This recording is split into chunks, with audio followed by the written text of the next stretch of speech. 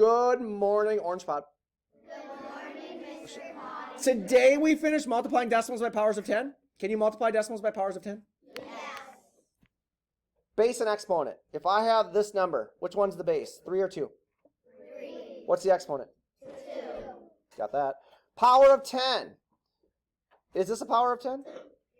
Is this a power of 10? Yes. Is this a power of 10? Yes. Is this a power of 10? Yes. A power of 10 means the base is what? 10.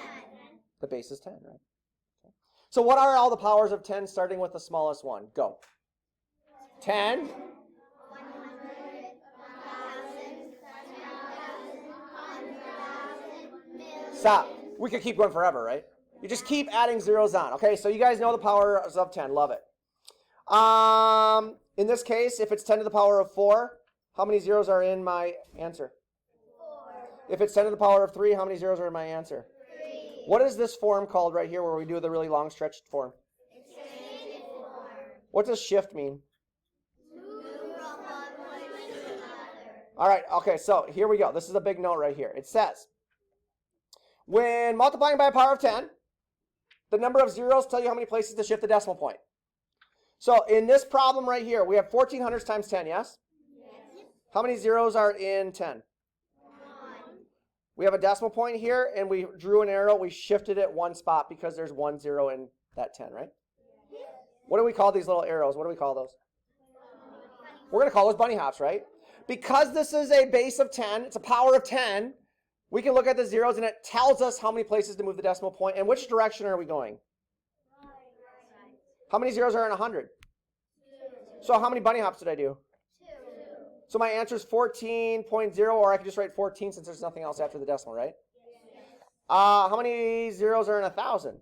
3. 3. So for this one, we did 3 bunny hops, 1, 2, 3, but there was no number here. What do I fill in if there's no number? What do I fill in if there's no number? So that's where that 0 came from, 140, right? Then I got tricky on you and I said, okay, let's not do numbers with zeros. Let's give you a power, 10 to the power of 4. So 10 to the power of 4, someone told us was 10 times 10 times 10 times 10, which is what? 10,000? But the exponent also tells us how many zeros are in 10,000. How many zeros are in 10,000? 4. So how many bunny hops am I going to do to move the decimal? 4. The exponent tells you the number of bunny hops. So you don't even need to do the expanded form thing, do you? This one, how many bunny hops would I do if it's 10 to the power of 2? 2.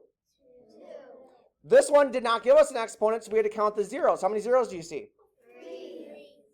So it says, when multiplying by a power of 10, shift the decimal to the, which direction again? Right. The number of zeros in the power.